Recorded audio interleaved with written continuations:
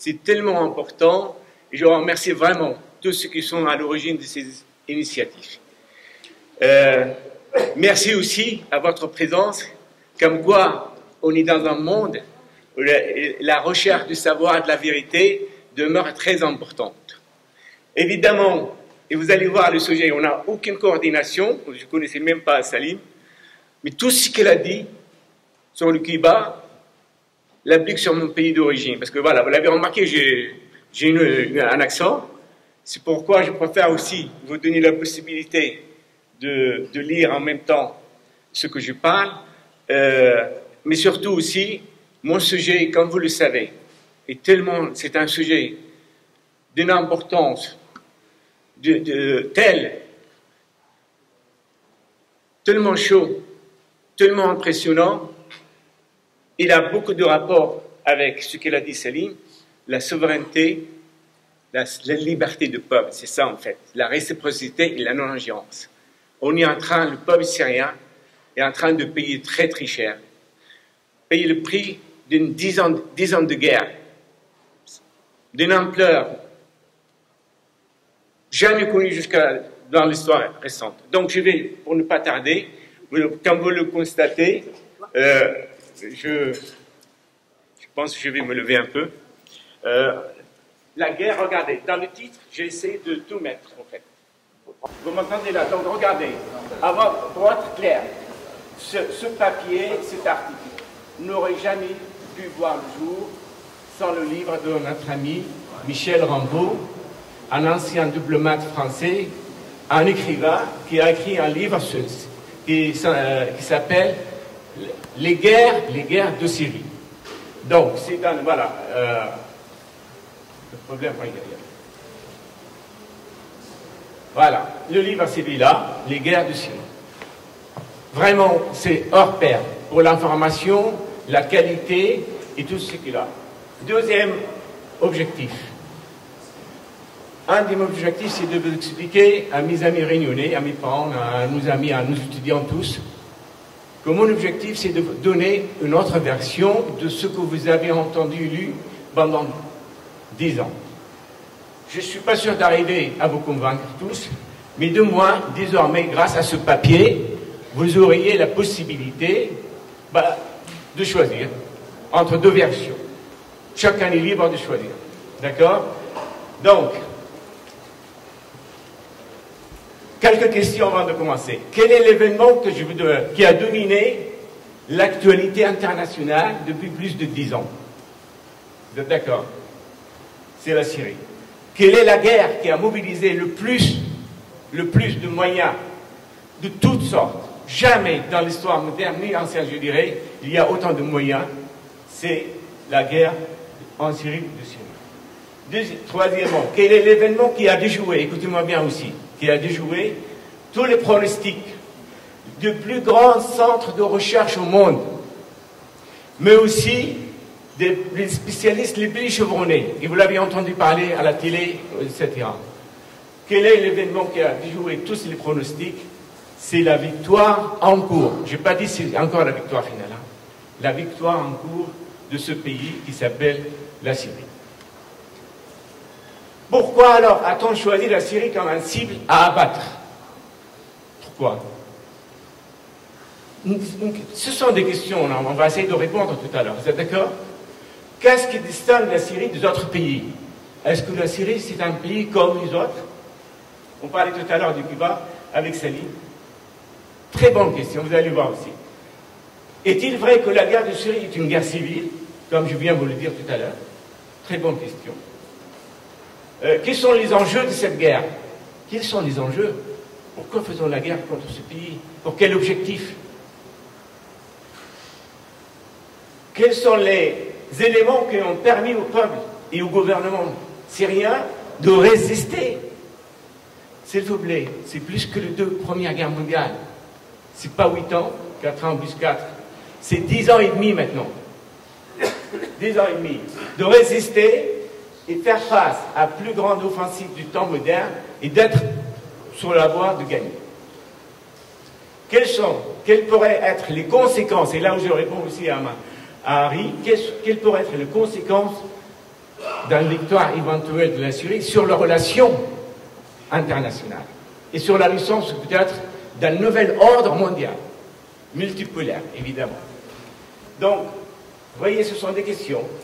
Je vais commencer par là. Donc, la Syrie, ce n'est pas un pays comme les autres. Regardez, elle ne brille pas par sa superficie. C'est un petit pays plus grand que le Cuba, je crois, 185 000 km², classement mondial 89e, ni par le nombre de sa population avant la crise.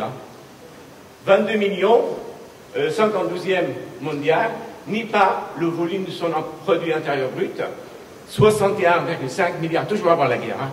Et donc, 67e mondial, classement mondial. En revanche, la Syrie se distingue des autres pays par une histoire millénaire. Je vous l'expliquerai tout à l'heure. Ce n'est pas un sujet que politique. Moi, c'est un sujet multifacette, en fait. Histoire millénaire du patrimoine prestigieux. Prestigieux, je vais vous montrer quelques photos tout à l'heure. Une culture diversifiée. Une mosaïque de peuples et de religions hors normes. Ça ressemble aussi pas mal des aspects à la Réunion. Et surtout, la Syrie était à l'origine de toutes les premières inventions dans l'histoire de l'humanité, jouant ainsi un rôle déterminant dans l'évolution de l'humanité plus tard. Perso-civilisation de 3 religions monothéistes aussi, et de l'agriculture. La Syrie aussi, le lieu de l'invention de l'écriture, de l'art, première invention de l'art, à propos, tout ça c'est premier en fait, de l'urbanisme, de la musique, des lois économiques et juridiques. Et enfin, et surtout, la découverte la plus importante que la Syrie a pu léguer à l'humanité tout entière. Tout entière. Et l'invention du premier alphabet complet au monde. Donc, est dérivée la quasi-totalité des alphabets actuels dans le monde entier. La quasi-totalité des langues du système alphabétique sont dérivées de l'alphabet phénicien qui a été découvert au site Ougarit à Latakia, c'est ma ville aussi de naissance. Et donc, vous imaginez le rôle, la quasi-totalité des alphabets de tout le monde est dérivée de l'alphabet phénicien. Alors, grâce à ces inventions, au progrès économique scientifique, c'est des milliers d'années, la Syrie a connu depuis l'Antiquité un essor économique remarquable. Qu'est-ce qu'on pas oublié? On parle de jardin suspendu de Babylone, on parlait de la prospérité, etc. La hausse du niveau de vie et la prospérité des Syriens aiguisèrent évidemment les convoitises des anciens empires. On a ainsi dénombré, écoutez-moi bien, depuis sa naissance, 39 invasions. 39 invasions depuis environ 10 à 1000 ans.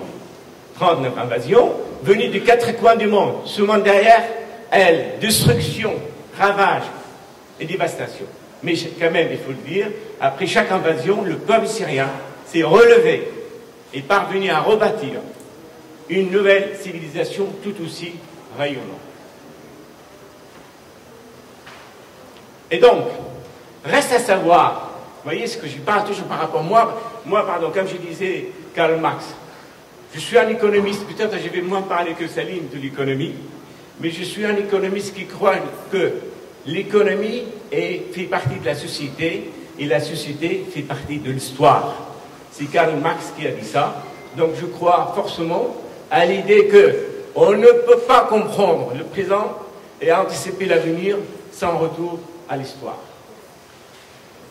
À l'éclatement donc des événements, ah oui, donc le reste à savoir, c'est la guerre actuelle menée contre la Syrie depuis plus de 10 ans ne représente pas la énième tentative, 38e, vous voyez, de ses adversaires de diviser à nouveau le pays, d'anéantir aussi son peuple. À l'éclatement des événements de 15 mars, la Syrie s'est trouvée dans une situation de belligérance, écoutez-moi bien, belligérance extrêmement grave, dont il n'a pas déclaré la guerre à personne. Vous n'avez pas entendu parler des avions syriens qui bombardent New York ou Washington ou n'importe quelle partie au monde. Donc, elle n'a pas responsable. Du point de vue du droit international, voilà un pays qui n'a déclaré la guerre à personne. D'accord? Et donc, mais qui doit faire face à une agression hors norme, impliquant d'une façon ou d'une autre 120 pays, s'il vous plaît. Ce n'est pas que les États-Unis avec le Cuba. 120 pays, ce sont les pays qui se sont réunis à Marrakech en fin de 2011, ce qu'on appelle regrouper, regardez comme c'est intelligent de faire, les amis du peuple syrien. 120 pays, ça veut dire le 2/3 de la communauté internationale. 2/3 sont donc 120 pays regroupés sous le nom des amis de la et de centaines de milliers, s'il vous plaît, de djihadistes étrangers issus de tous les pays du monde, y compris la Réunion. De vous en souvenir, il y avait quelques Réunionnais qui ont rejoint aussi. Et des 4 coins du monde. Des 4 coins du monde. Bien qu'il n'y ait eu aucune déclaration de guerre, je tiens aussi, c'est un point important, ces États belligérants contribuent activement ou passivement, c'est d'accord, à entretenir des opérations militaires ouvertes ou secrètes contre l'État syrien en vue de renversement de son gouvernement. Pendant plus de 10 ans, le peuple syrien a été martyrisé et mis à mort par des idéologues, pardonnez-moi, ou de religieux obscurantistes, se posant en libérateurs. Et des terroristes souvent sans foi ni loi, débarqués par centaines de milliers, et d'une violence et d'une cruauté telle qu'on peut se demander s'il existe dans l'histoire contemporaine. Pardonnez-moi, c'est quand je dis ça, un président exemple. Agressé de toutes les manières possibles, c'est un mieux, et imaginable. Imaginable. Ce pays se trouve dévasté et ruiné après plus de 10 ans de guerre, de destruction, des attentats, des bombardements, de blocus, des embargos. Les groupes terroristes ont systématiquement pillé et dévalisé le potentiel agricole, démantelé les sites industriels, détruit les infrastructures routières, les sites historiques, les télécommunications, les écoles, les hôpitaux, les forêts et les villes ou des villages tout entiers. Même si ce n'est qu'une estimation, les chiffres de pertes varient entre 400 et 1500, 1300, 1500 milliards de dollars, selon les sources. Le nombre de morts minimum entre 400 et 500 000 morts. Et 1,5 million de blessés ou d'handicapés. Et 12 à 13 millions de réfugiés internes et externes. Donc, autrement dit, un Syrien sur deux qui était obligé, on parlait tout à l'heure de l'immigration, qui était obligé soit de se déplacer, soit aller à l'exil à l'extérieur. Le désastre est d'autant plus, écoutez-moi bien, grave que la Syrie se trouvait sans parade juridique, sans recours ni soutien des instances du système onusien. Face à l'ampleur de la tragédie syrienne, un certain nombre de questions se posent. Quel crime ou atrocité ou erreur commis par le peuple syrien et son gouvernement pour subir un tel sort? Qu'est-ce que vous avez entendu parler de crime, de guerre, de telles choses? Quelle est l'erreur? Pour quelle cause?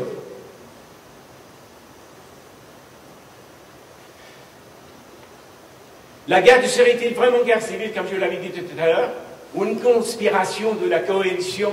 C'est pas que l'Atlantique, les États-Unis, l'Europe, mes amis, c'est l'Atlantique, et aussi les pays islamiques, islamo-atlantiques, la quasi-totalité, pour détruire ce pays et anéantir son peuple. L'échec de l'Alliance en matière de changement du gouvernement, tout à l'heure aussi Salim parlait de volonté de changement du gouvernement et de politique, n'annonce-t-il pas la victoire la plus inattendue? et surprenant de ce petit pays face à l'empire le plus virulent et le plus inhumain qui pourrait exister dans l'histoire de l'humanité. On parle que l'empire américain, c'est la plus puissante au monde, depuis l'histoire de l'humanité, depuis la nuit du temps. Et donc, ainsi la naissance, cette victoire en cours, n'en lance-t-il pas un nouvel ordre mondial, multipolaire, plus respectueux de l'être humain? Alors, je vais rapidement pour répondre. Vous voyez, ce sont des questions, je suis désolé, c'est un peu plus différent de ce mon ami. Pour répondre à des choses qu'on a entendues pendant 10 ans, il va falloir détailler. Moi, je ne suis pas là pour faire. Je suis là, je suis un scientifique, je suis un chercheur. Je vais essayer de m'appuyer sur des arguments pour essayer de vous convaincre. Je ne suis pas sûr d'y arriver, mais l'essentiel, c'est que vous avez une autre version. La série avant 2011, Histoire, Société et Économie. Pour moi, c'est très important. Notre histoire, dont je vais parler, je vais l'expliquer tout à l'heure, est un élément essentiel pour l'histoire, pour la victoire, si la victoire finale arrive. Pourquoi la guerre de Syrie n'est une guerre civile, mais une co-génération? Ça m'a pris beaucoup de temps. Je ne voulais pas faire ça, mais en faisant des recherches, je me suis rendu compte qu'il n'y a que ça. Comment peut-on éprouver, vous démontrer que cette guerre n'est pas une guerre civile? Et puis, troisième partie, la conspiration, ou l'alliance, comme vous voulez. L'islam occidental vise le démantèlement de l'État syrien, l'anéantissement de son peuple et sa mémoire historique, et le pillage de ses ressources importantes. Vous voyez, tout est en ensemble. Je ne pouvais pas aller plus loin, parce qu'il y a un objectif final, c'est celui-là. Donc, là, regardez, je vais m'appuyer, parce que ça va être un peu original ici. La Syrie, à votre droite, c'est la Syrie antique. La Syrie antique, c'était beaucoup plus grand que la Syrie actuelle. Et je crois, je vais revenir là, parce que je manipule un peu. Regardez, c'est ça la Syrie, je ne sais pas si on peut grandir ça. Le tout petit pays, 185 actuellement. Regardez, au cœur, entre l'Europe, carrefour, transition de carrefour. L'Europe, c'était plus grand que ça, l'Afrique et l'Asie. Centre de transition au carrefour. Une position géographique unique, le cœur du monde. Et donc, la Syrie actuelle, ça, je reviens tout à l'heure pour vous montrer les photos, parce que je ne suis pas là que pour les paroles. La Syrie antique, donc, c'était beaucoup plus une bonne partie de la Turquie. Il n'y avait pas ni Jordanie, ni la Palestine, ni le Liban. Il faisait partie avec l'Irak aussi. Vous voyez, c'était un grand pays. Le site historique, je ne sais pas si quelques-uns ont visité, c'est Palmyre. C'est la citadelle. Là, ici, troisième, le théâtre de Busra al-Sham, romain, évidemment. Un des mieux réservés de l'époque romaine aussi. Plus bas, le scandale qui est arrivé, Khaled al-Assad, le directeur de l'exécutif de l'archéologie à Palmyre, a été assassiné 2014-2015. Et l'État islamique l'ont assassiné. Messieurs, vous devez pencher la tête, parce que oui, ils lui ont demandé, soit vous nous indiquez où se trouvent les objets cachés à Palmyre, soit on va vous couper la tête. Il a dit, je ne vous indique pas. Il a dit, penchez la tête, on va vous couper la tête. Un palmier de Palmyre ne se penche pas. Un palmier ne se penche pas. Ils lui ont coupé la tête.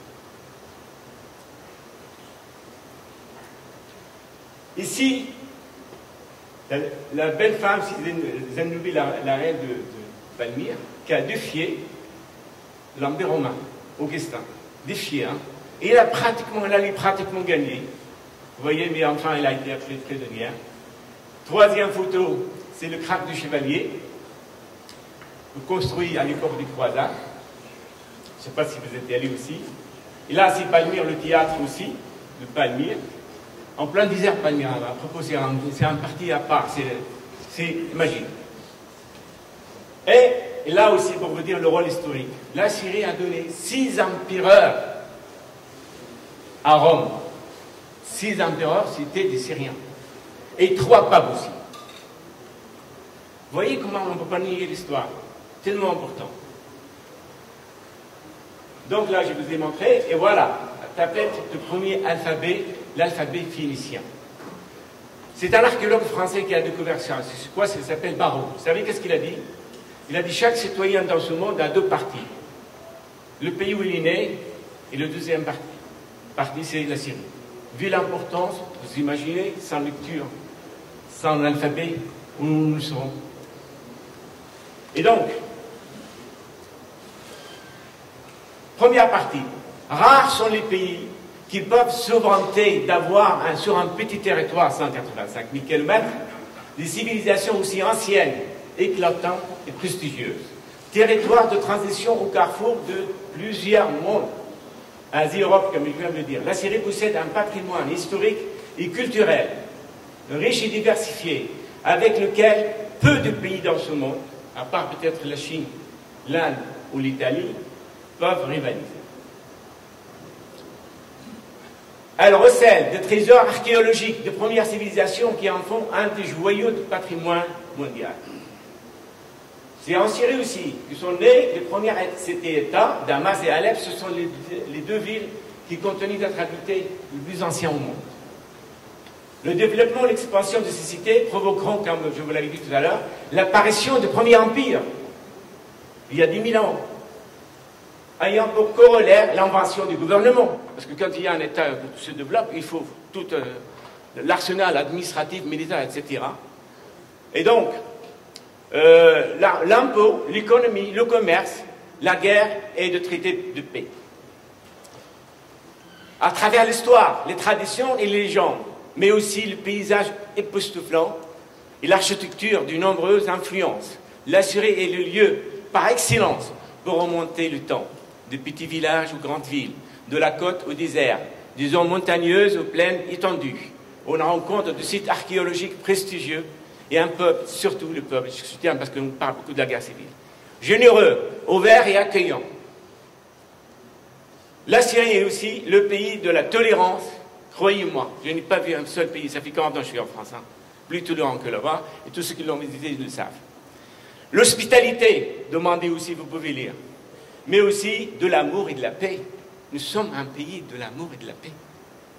Et donc, la Syrie, mosaïque de peuples, je mets l'accent parce qu'elle me parle de guerre civile. Regardez, de peuples et de religions, unis dans un modèle sociétal marqué par le pluralisme religieux.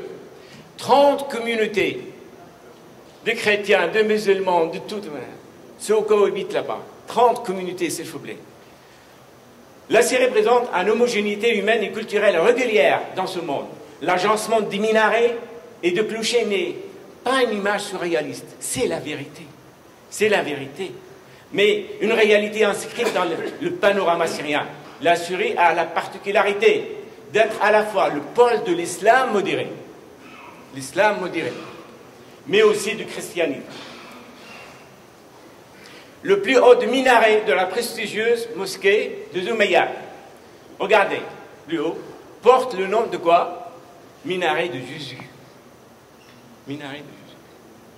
Mais aussi, regardez bien ça aussi, dans la même mosquée, les touristes étrangers seront peut-être surpris de voir dans la salle de la prière de la mosquée, énorme, écoutez-moi bien, le tombeau de Saint Jean-Baptiste. Au milieu, comme ici, au milieu, sur lesquels sont, et je crois tous qui sont allés, tous les signes de croix, toutes les communautés chrétiennes sont affichés. Vous êtes assis en train de prier, et à côté, vous trouvez tous les signes de croix et de différentes religions. En cette terre de syncrétisme et de tolérance, musulmans et chrétiens partagent, je vais vous montrer tout à l'heure, volontiers, les festivités religieuses et pris ensemble dans les mosquées ou dans les églises, jusqu'à maintenant. Pris ensemble, chrétiens et musulmans. C'est pas loin de la Réunion, vous êtes d'accord? C'est ça aussi. Eh bien, au mépris, évidemment, de la haine, de la barbarie et de la désolation provoquée, vous l'avez compris, par ceux qui sont arrivés en Syrie pour nous apporter la démocratie. Par conséquent, l'une des erreurs commises par les Occidentaux ou leurs conseillers est de tendre à décrire la Syrie comme une mosaïque de religions, d'ethnies, une guerre civile. voyez, déchiré par sa diversité. Et donc voilà, ça c'est la mosquée des Omeyyades. À l'intérieur, je vous l'avais dit, c'est une des plus importantes et anciennes mosquées du crois au monde. Ça, le village de Maaloula, contre le mur, et où les habitants, le seul point au monde qui continue à parler la langue de Jésus, l'aramien. Jusqu'à maintenant. Et même maintenant, le gouvernement se rend compte, une fois la crise terminée, ils vont diffuser, ils vont apprendre ça. La langue de Jésus, s'il vous plaît. Et là, regardez, comme je l'ai dit tout à l'heure, il y a les masques, vous l'avez vu. Chrétiens et musulmans se réunissent sous la même toit pour prier ensemble. Est-ce que vous trouvez quelque part de ces modèles-là dans ce monde? Contre la barbarie, la haine, la violence. Et là, comme je vous l'avais dit, un agencement nulle part. Mosquée, église. Si dans la ville d'Alep, vous voyez au fond la citadelle d'Alep, aussi une des plus célèbres, une merveilleuse du monde aussi. Évidemment inscrit dans le patrimoine de l'humanité. Et là, je parle du côté social, parce que parce que je parlais, vous voyez, j'y vais en tirer un peu. Je me suis dit, il faut quand même, regardez, ce sont des femmes syriennes, je parle de la société de la tolérance. Des brigades sont venues aussi défendre l'État. Leur liberté, leur existence et leur honneur. Et ici, regardez, ça c'est Pierre Lecoff qui a envoyé cette photo. Les filles, ça c'est un mois de mai, ça c'est les filles, je crois, à Alep. Regardez la beauté, la diversité. Imaginez un instant que les charognards sont arrivés à renverser le gouvernement. Quel sort serait réservé à ces jeunes filles et ces jeunes femmes? Et vous voyez la laïcité, je vais revenir, la laïcité. C'est ça, un pays laïque et ouvert. Ah. Et là, c'est aussi un autre lieu, vous voyez, de tous bords, évidemment. Et surtout, vous remarquez, les hommes vers l'arrière et les femmes vers l'avant. C'est toujours une tradition chez nous. Les femmes, les enfants, les vieux devant, les hommes derrière. On garde quelques traditions qui restent magnifiques, mais qui n'existent pratiquement pas. Ça finit. Donc, ça c'était pour moi tellement important de vous expliquer que non, ce n'est pas une guerre civile, mais je vais le montrer par autre moyen. C'est un peuple de mélange, d'une mixité, d'une harmonie. Malgré la guerre, vous le ressentez jusqu'à maintenant dans ce pays. Alors pourquoi ce n'est pas une guerre civile? Regardez, à la veille de la guerre 2011, la Syrie était en plein boom économique. Non, est-ce que c'est pas... Ah, pardon. Ok. Économique, parce que... D'accord. J'ai l'impression, là, on a... Non, il a... Est-ce qu'on n'a pas raté? Parce que pour savoir... D'accord, c'est bon, c'est très bien, ok. Heureusement, j'ai eu ça, parce qu'il y en a tellement d'informations, je suis un peu, vous voyez ce que je veux dire. Donc, en plein boom économique, on n'était pas comme en équipe, avec tout le respect. Je sais, tout ce qu'il a dit, Salim, est vrai. Mais on était en plein parce qu'on est un pays... Il y a la création, l'entreprise, la volonté. Je m'excuse, c'est comme ça. Un Syrien, là où il va, il est toujours au travail. C'est rare que vous trouviez quelqu'un au chômage. C'est vraiment vrai, ça aussi. Et donc, la situation économique, une boom économique. Et tous les chiffres, ce n'est pas les miens, ce n'est pas des Syriens, ce sont des organisations internationales qui le donnent. Je le cite, hein, Banque mondiale, FAO, etc. Sa production, regardez, couvrait entre 75 et 85% de ses besoins en nourriture, médicaments, textiles, produits chimiques, et exportait vers 60 pays. En plus de ses succès en matière de diversification, d'exportation, diversification de l'économie, évidemment, eh bien, la Syrie a enregistré un fort taux de croissance, c'est la Banque mondiale qui dit, entre 4 et 5% en termes réels, ce qui revient entre 6 et 7% en termes nominaux. Ce sont des données entre 2000 Et 2011, c'est la période où l'actuel président est arrivé au pouvoir. Les services publics, je le disais tout à l'heure mon ami Salim, sont gratuits.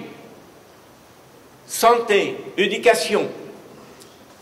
L'ensemble du territoire a bénéficié aussi, regardez, d'un tissu serré de centres médicaux et réseaux scolaires étouffés. Il y a eu 21 000 écoles dans ce pays. Et on prévoyait que l'analphabétisme serait disparu s'il n'y a pas la guerre, complètement, complètement, à 100% à l'horizon de 2015. En s'inspirant évidemment de recettes de FMI, comme vous le savez, les fameuses libéralisations qui a entamé avec l'arrivée de libre-échange dans les années 90. La Syrie commence à se libéraliser. Mais vous allez voir, ils le vont utiliser. Parce que bizarrement, ce sont des économistes qui défendent le libéralisme, mais lorsqu'un pays hostile dit « je vais libéraliser », ah non, vous n'avez pas le droit. Et attendez, il faut être au courant, il faut faire quelque chose. Donc ils vont le libéraliser pour évidemment relancer la croissance, mais toujours de façon maîtrisée. Jamais c'est l'État d'un État. Le pays c'est d'un État, comme dans les États souverains. La souveraineté, je rejoins mon ami Sali, la souveraineté, le respect, la non-ingérence et la réciprocité, ce sont des fondamentaux, des principes qui coûtent très cher. Et qui nous a coûté très cher, mais nous, on est aussi bien là pour les défendre. Enfin, les Syriens. Le gouvernement accueille favorablement aussi, regardez, les offres de coopération des Occidentaux, en particulier des Français. Je connais plein de copains qui sont allés pour tenter de moderniser les administrations, les banques, etc. Et même qu'il y avait une délégation de l'INA. Avant 2011, nous sommes toujours avant 2011, d'accord? Sur le plan social, la classe moyenne se développait et s'enrichissait, tandis que la bourgeoisie d'affaires faisait fortune. Le revenu par tête du Syrien s'améliorait 3 000 $ par an et par personne avant 2011. Regardez, malgré l'arrivée de 700 000 habitants chaque année, et malgré aussi 300 000 jeunes arrivés et formés, s'il vous plaît. 300 000 jeunes par an arrivés sur le marché. D'accord? Et donc, la situation des femmes ressemble, je vous l'ai montré les photos aussi, ressemble à bien des égards à celle des Européens, si c'est même parfois plus, je me demande aussi. Elles ont voté en même temps que, pratiquement après l'indépendance, que les Françaises ont obtenu leur droit de vote aussi. Elles sont présentes dans tous les métiers. Il n'est pas rare qu'elles occupent de hautes fonctions. Vice-présidente, c'est une femme. La ministre actuelle de la Culture, c'est une francophone.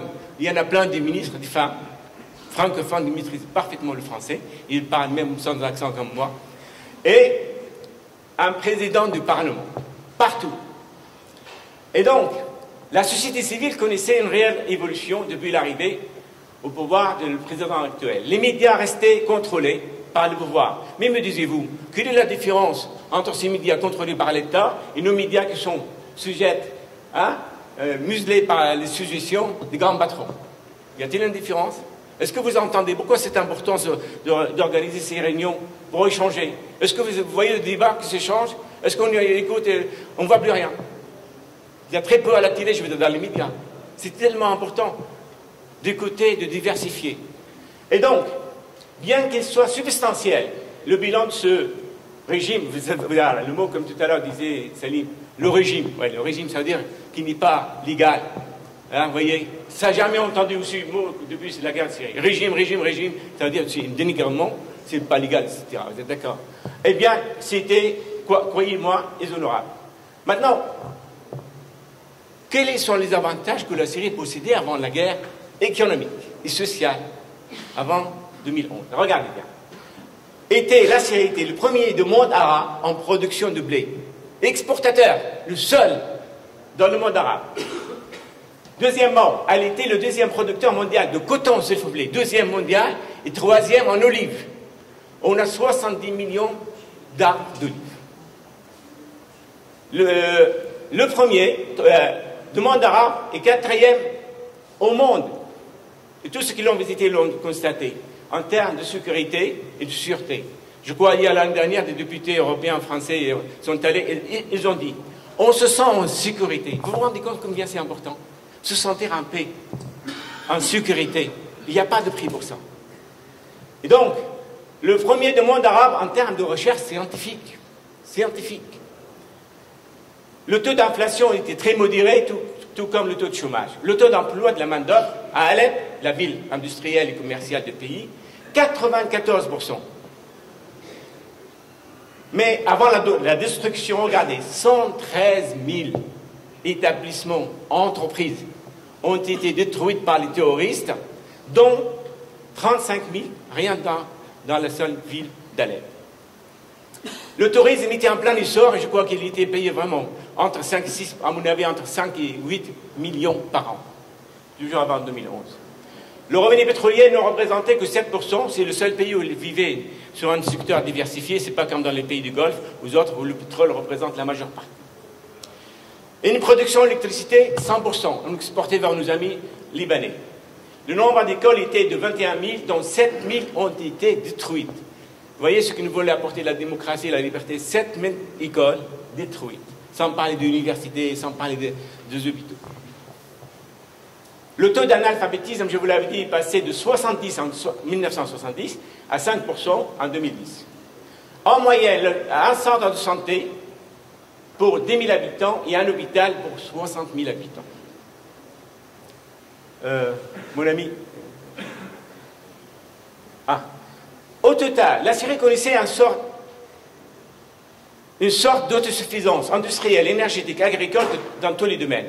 Les produits de base, pain, sucre, huile, l'énergie, l'essence, c'était très bon marché. Les services sociaux étaient gratuits et à des prix symboliques. Quand je dis les services sociaux, vous savez, la Syrie aussi, c'était un des pays, comme le Liban, je crois, qui exportait des médecins, des ingénieurs, de professeurs d'université, dont je suis comme l'exemple ici. Non seulement dans les pays du Golfe, mais aussi en Europe et en Amérique. Rappelez-vous, en 2015, les Allemands, l'intelligence comme ils sont allés dire « Bienvenue chez nous ». Bienvenue chez nous. 800 médecins sont venus en Allemagne. Et le savez-vous aussi, que la première communauté de médecins en France, je crois que c'était des Algériens ou des Libanais, enfin les prochains, ce sont des Syriens. Première communauté de médecins étrangers, ce sont des Syriens.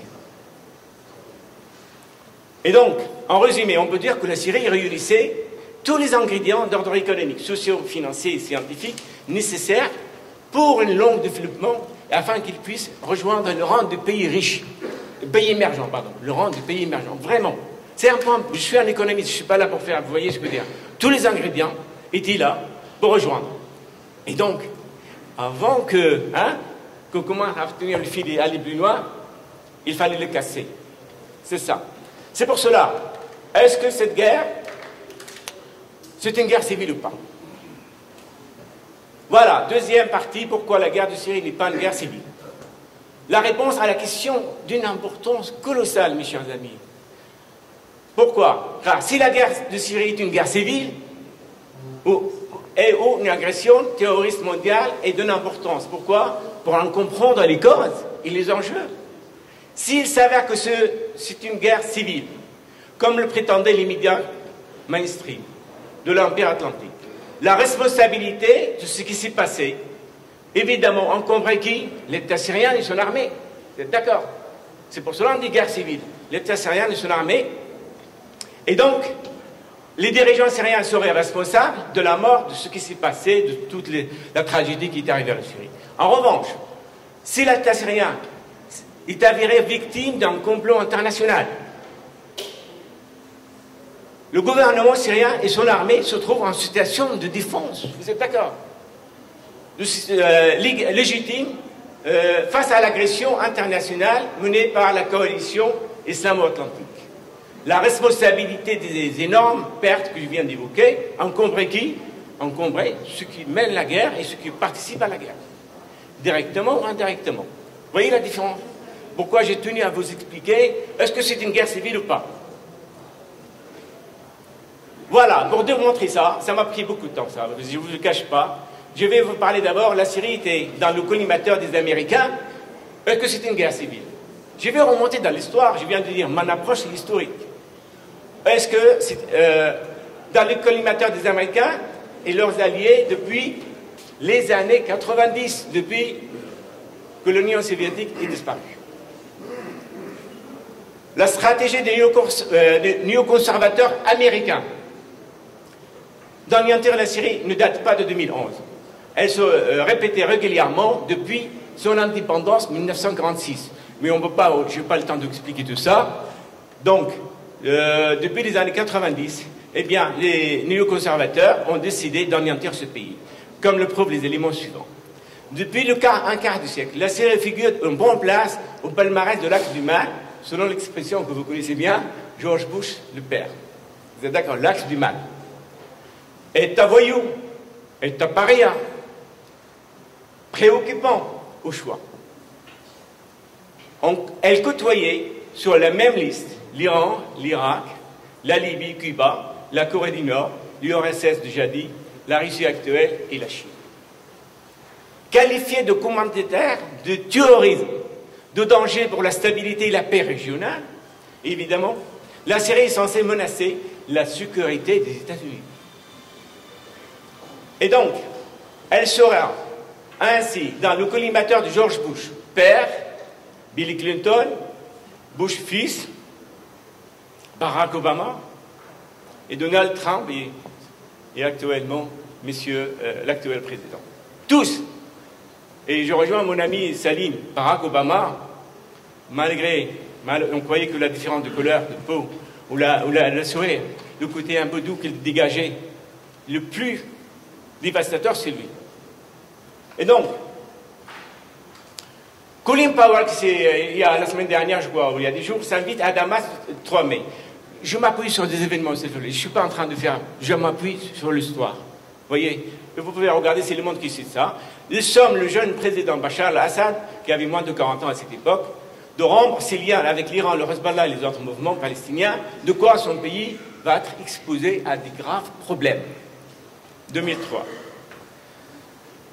Après le 11 septembre 2001, Donald Rumsfeld a avancé un plan pour renverser 7 gouvernements au Moyen-Orient, et en 5 ans.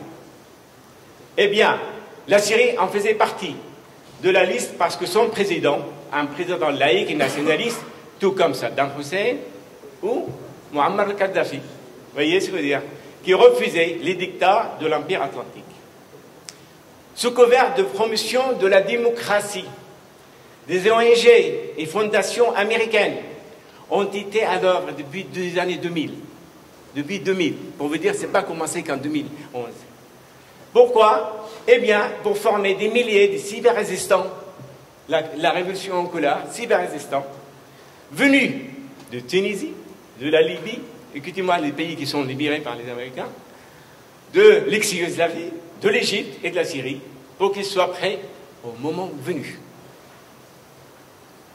Enfin, notre ami en grand, Roland Dumas, ancien ministre des Affaires étrangères, relatera à diverses reprises, vous pouvez, c'est partout, c'est noté, c'est écrit, vous êtes d'accord, la proposition qui lui a été faite par des Anglais, qui lui ont dit, tu viens nous rejoindre, on prépare un événement, on prépare la révolution en Syrie, ça va être violent, ça va être extrêmement violent.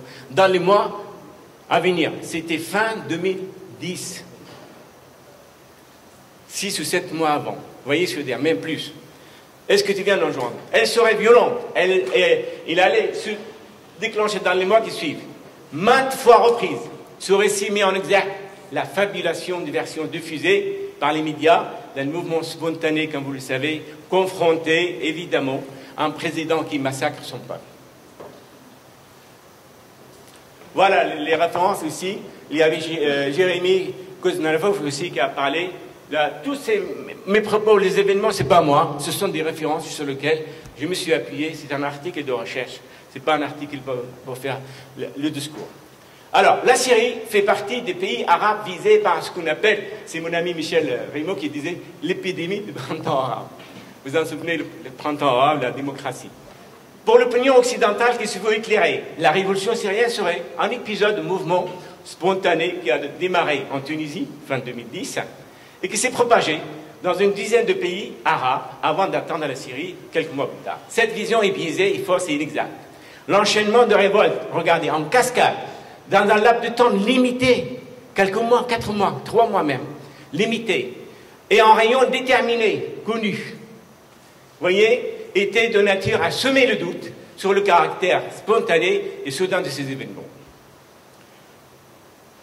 Les dégagements expéditifs de Ben Ali, le Tunisien, de Moubarak, l'Égyptien, et la prise en main rapide du pouvoir par les frères musulmans fausseront, dans un premier temps, ou donneront l'impression que la compréhension des événements en donnant l'impression que la révolution est une révolution démocratique, etc. Vous voyez ce que je veux dire? La tournure surprenante en Libye et en Syrie, eh bien, déstabilise bien les convictions dans les opinions occidentales ou assimilées. Il y aura deux écoles de pensée. Deux écoles de pensée. La première est écrasante, c'est ce que vous avez entendu pendant 10 ans. Regardez. La première est dominante et défendue par les médias, les politiques, les intellectuels, qui finiront de croire à des mouvements spontanés ayant pour seule motivation un désir de démocratie.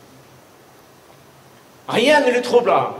Les appels à la violence, les massacres aux meurtres lancés par les chefs de l'armée libre syrienne, les témoignages concordants au sujet de nos provocateurs inconnus, tirant à la fois sur les forces de l'ordre, j'y reviendrai aussi, et sur les manifestants.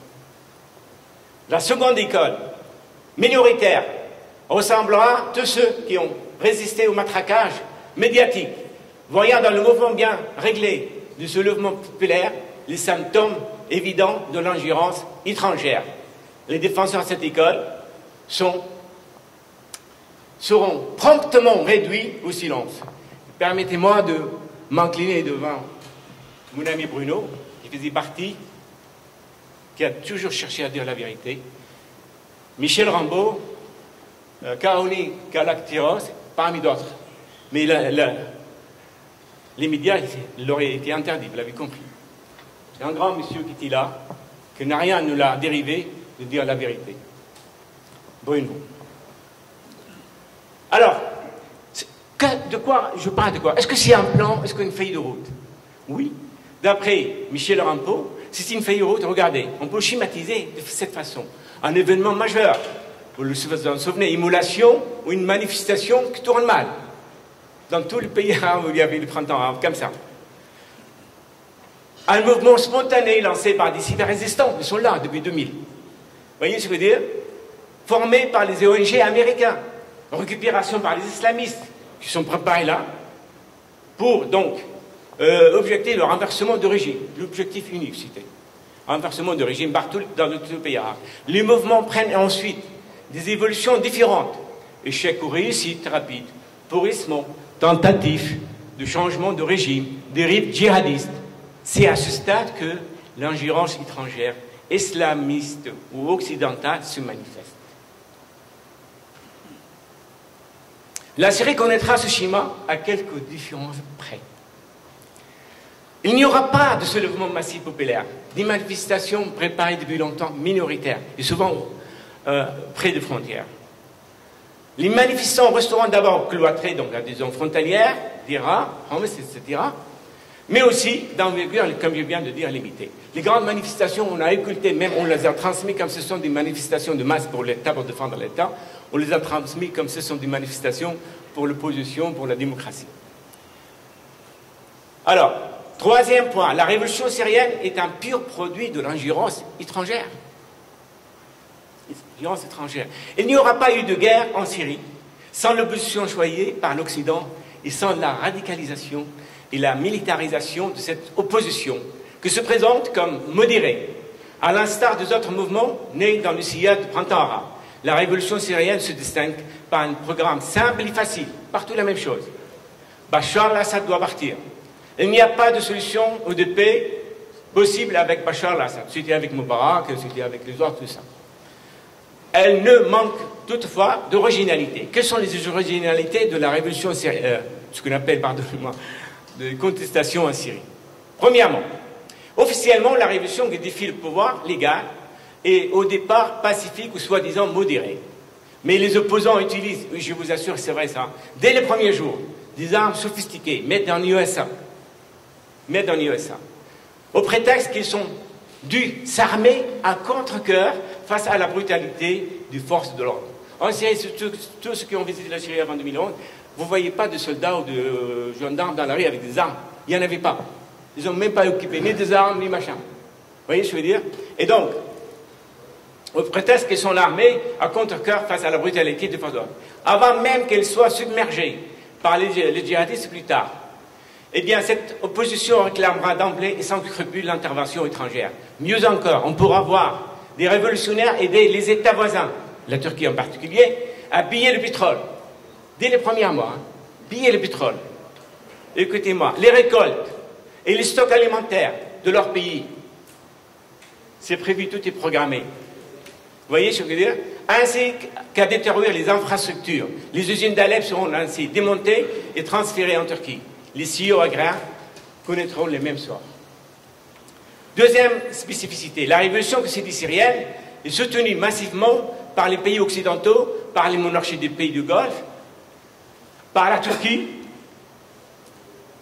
Au début, c'était beaucoup de responsables européens, français, allaient voir notre ami Erdogan, l'ami, vous voyez, qui est en train de faire. Tout le monde est allé voir Erdogan parce qu'on a à la Syrie avec la Turquie 900 km de frontières. Tout se passe par là-bas. Eh bien, donc, Turquie, Israël, Russie, et par toutes les forces néocolonialisme et de l'obscurantisme. Et donc, elle présente l'originalité d'avoir été déclenchée par des cyber-résistants, comme je vous l'avais dit, situés dans la plupart du temps en dehors du pays. Et ils sont partis une fois la mission était accomplie. Les mots d'ordre étaient transmis par la fameuse télévision, tout le monde le connaît maintenant, ce qu'on appelle la télévision de mini-État, de micro-État du Qatar. Al Jazeera, mais aussi les chaînes de télévision saoudiennes et des pays du Golfe, etc. Basés au Qatar, en Turquie, en Arabie Saoudite, aux Émirats, au Caire, à Paris ou à Londres, les responsables qui représentent cette soi-disant opposition, eh bien, vous voyez, sont partout.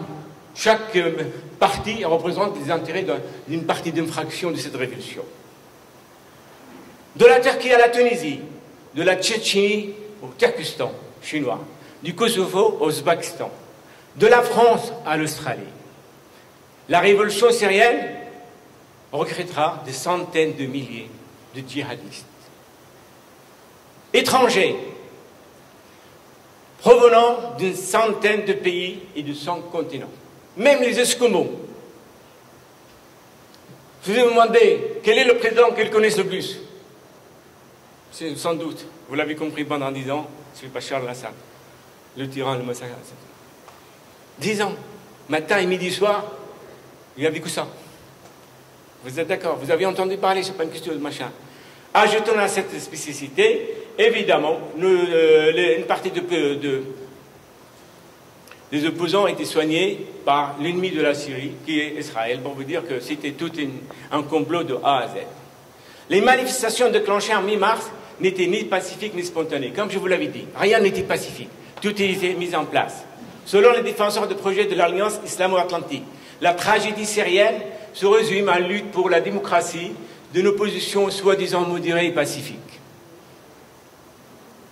contre l'oppression d'un régime massacreur et que ce qui s'est passé en Tunisie et en Égypte, eh bien, devait se reproduire en Syrie automatiquement. En prenant à la lettre des modèles tunisiens et égyptiens, les manifestants espéraient que Bachar al-Assad dégage, on l'appelle le mot dégager, c'est pas le mot scientifique, hein, mais il utilisait ça en fait. Se dégage aussi rapidement que ses homologues égyptiens ou tunisiens. Après avoir organisé le déclenchement des manifestations à Hadera et dans les zones frontalières, les cyber-résistants et ONG américains sont partis, dissipés, pour laisser la place à qui?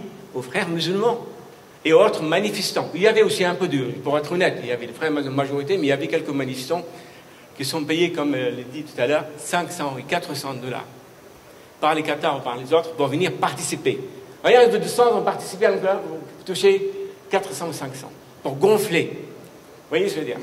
Et donc, sur le terrain, la contestation pacifique vire très vite, dès le troisième jour, à la lutte armée, dès l'éclatement des manifestations dans la ville de Dera, proche de frontières jordaniennes, des instigateurs inconnus, en plus habillés en même forme que les soldats et les forces de l'ordre. voyez, militaires, et tirent à la fois sur les manifestants et sur les forces de l'ordre. Souvent, donc, le chaos, pour dire que ce sont des manifestants qui sont massacrés par le régime et créer une situation de chaos. Donc, de moins, parce que tout est là en train de filmer à propos. Hein. Tout est préparé. Les caméras, tout est super équipé. Attendez, il y a 10 ans, 11 ans en arrière. Tout est gonflé, bien organisé. Des mois plus tard, en juin 2011, 120 policiers ont été massacrés à Zesselschouur, petite ville frontière plus de la Turquie, c'est pas loin d'où j'habite. Premier massacre, premiers attentats, enlèvement, l'escalade se précise et se déchaîne. Bachar al-Assad ne dégage pas. Ce n'est pas un petit président désigné par l'Alliance islamo-atlantique. Bachar al-Assad ne dégagera pas. Où j'étais là. Et donc,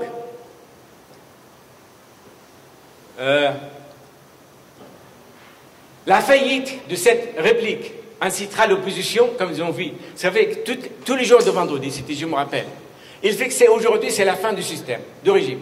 Il y a des manifestations, parce qu'il profite des mosquées, évidemment. Des manifestations certaines de mosquées. On va révolter, pendant 2 ans, il y avait tous les jours, le vendredi fixé comme un jour de départ du président. Et donc,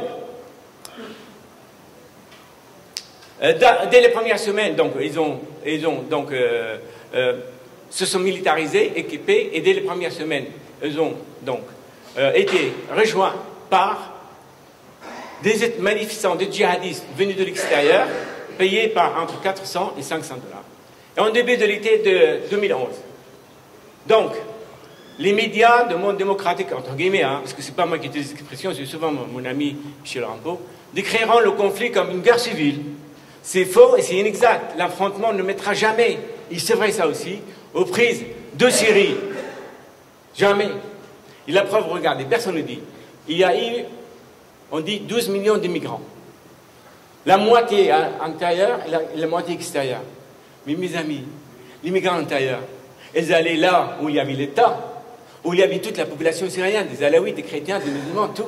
Al-Aqsa, Damas, Homs, Tartous. Vous voyez, tout ça. Les gens, comment voulez-vous qu'il y ait une guerre civile si les gens vont dans l'autre côté où il y a la sécurité et l'État? Ça, c'est un point que personne ne le dit. Mais évident, il n'y a jamais eu une guerre civile. Ce n'est pas dans les traditions du Syrien. Je mets l'accent, je suis désolé, ce n'est pas dans la tradition. On est un pays laïque, fondamentalement laïque, et je vous l'expliquerai aussi tout à l'heure. Et donc, jamais un État, donc, mais ce sont simplement, je vous l'avais dit, les oppositions discréditées par son appel et son allégeance à l'étranger. À partir d'octobre 2011, le conflit s'internationalise. Là où je reviens aussi mon ami Salim. Regardez, avec le double veto russo-chinois. Russo-chinois. Le problème devient international. Et jamais, je dirais aussi, mais je n'ai pas trop le temps, la Chine et la Russie ont utilisé aussi de veto parlant du chinois. Ils ont utilisé 2 fois avec ces événements. Mais depuis la guerre de Syrie, ils ont utilisé peut-être 8 ou 7 fois, je ne sais pas combien, avec les Russes. Pour vous dire. Donc le problème s'internationalise. Et aussi, il y a l'expulsion de la Syrie de chez nos amis frères arabes dans la Ligue, ce qu'on appelle la Ligue arabe. Lancée en 2012, l'opération, ça aussi c'est important. Je suis en train d'expliquer, ce n'est pas une guerre civile. Timber Sky mort. Regardez bien. Confirme que la guerre de Syrie n'est pas une guerre civile. Pas du tout. Mais un complot étranger. Tapez sur l'internet, vous allez voir de quoi il s'agit. Conçu sous l'égide du président, notre ami qu'on croyait si démocratique, Barack Obama, frilaté de paix. Vous voyez, Timber Sky mort est un programme dirigé par le CIA et certains services de renseignement arabes, qataris, saoudiens et d'autres aussi, dont l'objectif principal est de renverser Bachar al-Assad.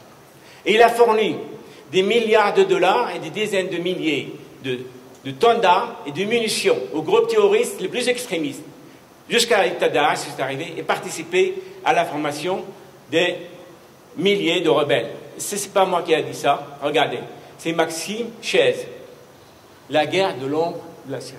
Il a fait aussi un livre. Tout ce qui est sensible, ce n'est pas moi qui le dis. Je veux être scientifique. Je défends un peuple, bien sûr, vous l'avez compris. Je suis en train de vous convaincre des nouvelles versions. Combien c'est important le principe de la souveraineté, de la liberté, si vous ne le savez pas. Et maintenant, vous le savez de plus en plus, quand on voit le monde actuel, qu'est-ce que ça signifie, la liberté, la souveraineté, ne pas dépendre des autres. Et donc, lancée en 2012, l'opération confirme que la guerre de Syrie n'est pas une guerre civile, évidemment, est un programme dirigé, je vous l'avais déjà dit, je crois. Alors, depuis le lancement de cette opération, la guerre change de nature et d'échelle avec l'intervention massive des alliés américains, Turquie et les monarchies des Golfe, l'éruption de combattants étrangers aux côtés de l'opposition lourdement armée, et puis l'ingérence et le soutien ouvert des Occidentaux. Sur le plan du droit international, il n'y aura aucune déclaration de guerre, mes amis. Aucun pays n'a déclaré la guerre contre ce petit pays.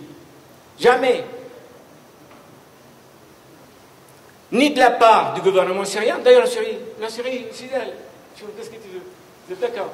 Elle est là, elle était en paix, en prospérité, en sûreté. Eh bien, ni du côté des multi-belligérants. Déjà internationalisé, le conflit prendra son vrai aspect de sauvagerie, devenant clairement une guerre terroriste lorsqu'au mois de juillet 2012, un attentat spectaculaire décime l'appareil sécuritaire du gouvernement. Tu vois, écoutez-moi bien, le ministre de la Défense, plusieurs autres responsables de la sécurité. En visant le rouage vital du gouvernement, 2012-2013, c'était le cas au total, jusqu'à 2015. Qu'est-ce qu'il voulait dire? Vital du gouvernement.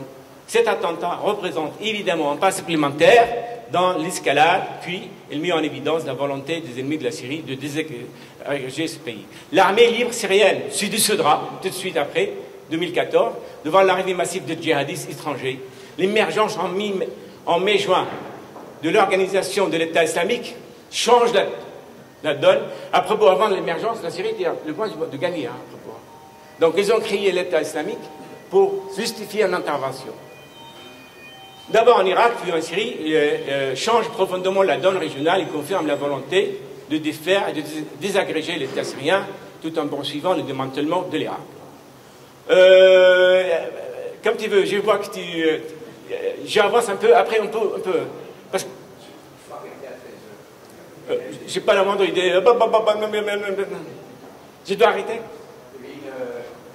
On peut reprendre pas? Oui, 5-6 minutes pour arrêter. Est-ce que vous ennuyez? Dites-moi, est-ce que vous ennuyez? Je savais, je t'avais. Je ne suis pas en train, je ne suis pas un discours, s'il vous plaît. C'est un recherche, croyez-moi, j'ai travaillé beaucoup pour avoir tous ces arguments. Donc, comme vous voulez, je m'arrête, vous êtes le chef, je m'arrête comme vous voulez. Si vous voulez, je peux regarder, la guerre de Syrie n'est pas une guerre ethnique, confessionnelle. La Syrie est un pays laïque, à cohabitation, merveilleusement faite entre toute la population ethnique. Si vous voulez, là, à la limite, dès le déclenchement en 2011, les slogans, il n'y avait pas ni Daesh ni machin, ce qu'on appelle l'armée libre syrienne. Elle disait les Alaouites au Tabout, ça veut dire au tombeau, et les chrétiens à Beyrouth. Dès le premier mois, qu'est-ce que vous voulez qu'on fasse? Les Alaouites, ça veut dire. Et les chrétiens, c'est vous partez, on va aussi. Ça, c'est prouvé, c'est signalé partout. Mais de tels appels au djihad paraîtront surréalistes et incongrus. Dans un pays aux traditions de la tolérance religieuse, la haine interconfessionnelle sera imposée et banalisée par tous les terroristes sous parrainage turc et wahhabiste dans les zones de sous-contrôle de l'État syrien. Alors écoutez, je vais accélérer. Comment je vois la fin, l'issue de ça? Non, enfin, je vais, c'est pas grave. Alors du coup, ici, moi je suis concerné le 3 août 2014, j'étais en Grèce, des villages proches de l'armée libre syrienne, 7 ou 8 villages, y compris le mien. 4 août 2013, je vous assure, 3035 massacrés ou enlevés. Ma propre maison était détruite par ces gens-là. C'était avant Daesh, avant je prétends de ça. Alors, je vais vous dire, bon, la sécheresse, là où ça m'a étonné beaucoup. Je disais que attendez, je vous montre, regardez, les scientifiques des grandes revues publiaient qu'en Syrie, il y avait un problème de sécheresse et qu'il y avait la misère, beaucoup de gens déplacés à cause de la sécheresse Et ce qui explique qu'il y a des manifestations pour changer le régime. Ce sont des références. Ça m'a complètement étonné. Écoutez-moi, je ne vais pas rentrer, c'est un débat scientifique, ce sont des collègues qui ont publié, ils ont le droit. Qu'est-ce que je vais leur dire? Bah écoutez, il y en a qui disent, oui, il y avait donc la sécheresse, mais il y avait des réfugiés aussi irakiens. Vous savez, entre 2003 et 2008, 2 millions de réfugiés irakiens sont venus en Syrie, et 1 million 2006 de Liban à cause de la guerre entre Israël et le Hezbollah. 3 millions venus s'ajouter au peuple syrien, sans qu'une tente qui soit dressée, sans demander l'aide de personne. Ils avaient tout le droit, et sans demander l'aide extérieure. 3 millions. Comment un pays qui peut recevoir tant, il ne peut pas recevoir quelques centaines de milliers à cause de la sécheresse? Et puis, ils ont présenté les choses comme si la sécheresse c'était un phénomène purement syrien. Qu'il n'y a pas qu'en Syrie, la sécheresse, ce n'est pas un problème mondial. Ça m'a choqué. Attendez, nous sommes en train de vivre, comme l'a dit Harry, un changement sans précédent qui pourrait menacer la vie sur Terre, mes amis.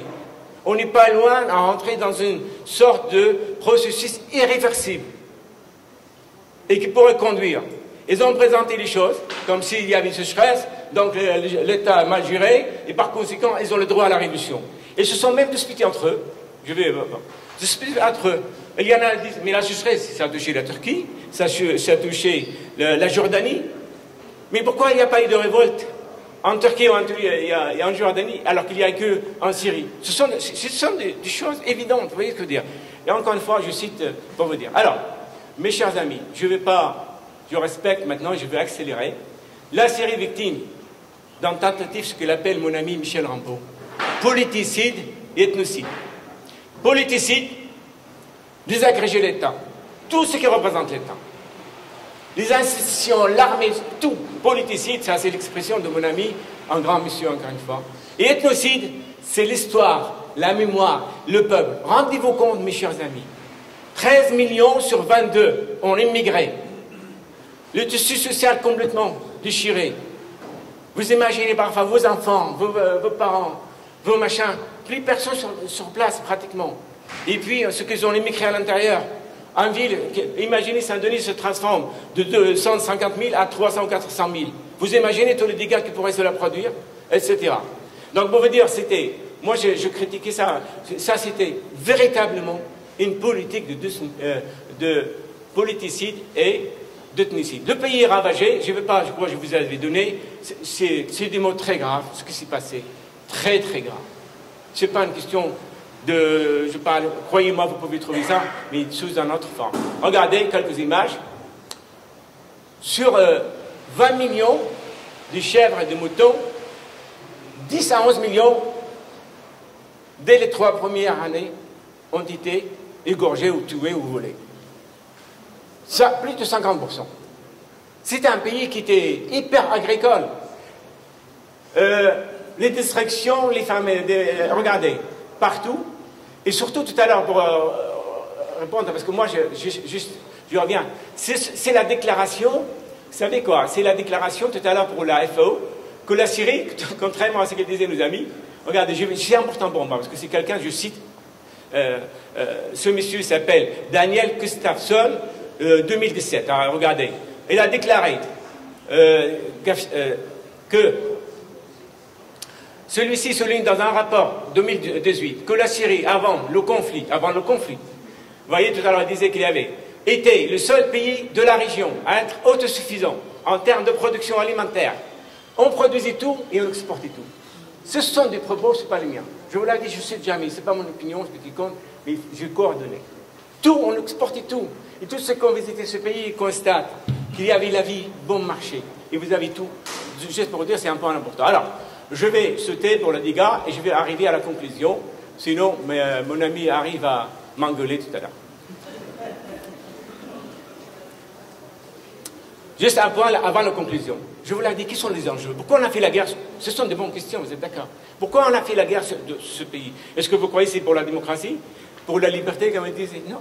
Regardez ce qu'il y avait. On a fait la guerre contre ce pays pour deux choses d'abord. La Syrie est au cœur du monde, je vous l'avais montré. Le cœur du monde. Pour que les monarchies, les micro-États des pays du Golfe exportent leur pétrole, il faut que les pipelines, les gazoducs et les pipelines passent par la Syrie. Donc, un terrain de transitoire. Et surtout, une malédiction de plus qui arrive aussi dans cette région, le pétrole et le gaz. Malheureusement, regardez, la Syrie, donc, enferme des gigantesques réserves de gaz et de pétrole comme Israël, la Palestine, comme le Liban, comme tous les pays de l'Est de la Méditerranée. Gigantesques. Et il y en a même certains qui disaient, si le jour où arrive la Syrie exploiter ça, arrivera troisième au monde, après la Russie et l'Iran. Il va éliminer Qatar. C'est pour cela que notre ami Hamad Ben Jassem a déclaré qu'il a dépensé, vous savez, c'est prouvé aussi, 137 milliards, s'il vous plaît. 137 milliards, rien que le Qatar a dépensé pour soutenir la révolution démocratique dans ce pays. Et là, j'arrive vraiment, désolé, voilà, les titres, vous savez, les références sont là, c'est les pipelines. Même les pipelines, disaient, il y a un pipeline sunnite et un pipeline chiite. C'est incroyable. Pipeline sunnite, ça veut dire que c'est celui qui passe du Qatar vers l'Arabie Saoudite et la Jordanie, et le chiite, c'est qui lui passe par l'Iran, l'Irak, la Syrie. Tout tombe sur en Syrie. La Syrie, c'est le cœur, c'est le territoire de transition. Alors, évidemment, pardonnez-moi, là, je vous montre quelques images, juste pour vous rafraîchir, parce qu'il n'y a pas quoi parler, tu permets à rien. Regardez, des enfants syriens ont transformé les pierres des bombes pour écrire et travailler. Comment voulez-vous qu'un pays qui n'a pas de l'avenir, quand vous voyez dans cet état? Regardez, Pierre, il travaillait en plein air. Ce sont des enfants. L'image n'est pas fausse, croyez-moi.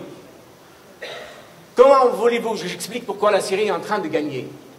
Qu'un président, ils lui ont mis 2011, 2009, 15 milliards de dollars. Les Qataris, les corrupteurs du monde, vous savez, ce n'est pas la peine d'aller plus loin. 15 milliards, prend et part. Le mec, il a dit, pardon, le président n'est pas parti. Le président est resté 10 ans. Vous voyez, et il allait manger souvent avec ses soldats, partager souvent. Hein. C'est pas vraiment, encore une fois, à plusieurs reprises, mais je n'ai pas le temps de montrer. Et cette mère, mesdames et messieurs, cette mère est la mère de 5 martyrs. 5. Il lui reste un. Il dit, je suis prêt à le sacrifier pour l'État, pour la nation. Et en Syrie, il y a plein de mères qui ont des mères. 5, 4, des centaines, voire des milliers. De 2, 3, il y en a des dizaines de milliers. La Syrie a perdu la moitié de son armée, 150 000 soldats. C'est grâce à ces mères comme ça, des gens paysans, qui ont la conviction. 5 martyrs. Et on en connaît plein. Bon, la conclusion. Ne vous inquiétez pas, ce n'est pas des années. Qu'est-ce que pendant 10 ans, vous l'avez compris, aucun pays au monde n'a subi ce que ce pays a subi. De tout le point de vue. Mes amis, ce n'est pas la plus grande guerre. Ce n'est pas le grand moyen, non. Les sanctions, les mesures unilatérales, dès le déclenchement de la guerre, nos amis, ils utilisent, comme il dit Salim, les embargos pour affamer les gens, pour les susciter, pour les pousser à se révolter contre le régime. Mais nous, on avait tout. On avait les armes, des tonnes, des millions de tonnes. On avait les mesures du déclenchement.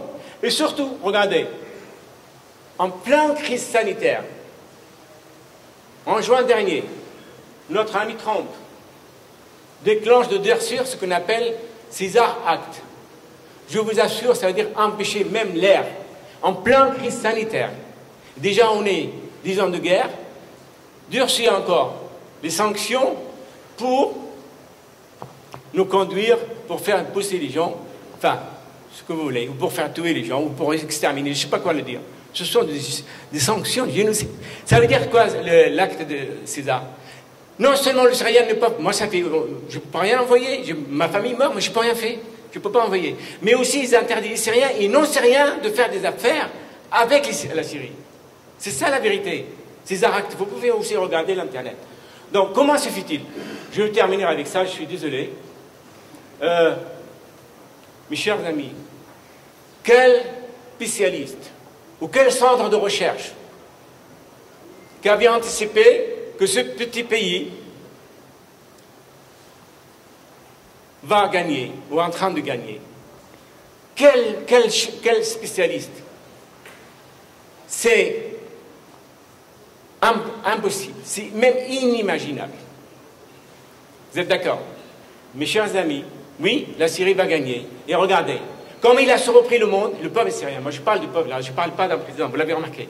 Comme le peuple syrien a surpris le monde par sa résistance, par sa résilience, par sa patience, s'il vous plaît. Je ne vais pas montrer la queue pour le pain, ni pour l'essence, ni pour la vie. Pendant que les Américains brûlent les champs de blé, ils volent le pétrole. Il n'y a pas une semaine sans qu'il y ait un convoi, mais des centaines de camions, ou trentaines ou dizaines, qui transportent le pétrole et qui vont en dehors de la Syrie, pendant que les Syriens meurent de froid ou de chaud, et les champs de blé sont brûlés. Me direz-vous, quel outil qui n'est pas été utilisé pour exterminer ce pays? Mais encore une fois, mes chers amis, et je suis désolé, j'étais un peu long, les Syriens vont se reprendre, comme ils ont se repris dans leur résistance, le peuple, encore une fois. Face à cette guerre, eh bien, ils vont se reprendre, le monde aussi, par leur capacité à reconstruire et à se construire aussi, eux-mêmes. Parce que vous imaginez, aucune famille sans martyrs, sans blessés, sans handicapés, 1,5 million d'handicapés, de blessés, d'accord? Eh bien, je suis persuadé qu'ils vont, même sans l'aide, même si on a des amis, d'abord sur nous-mêmes.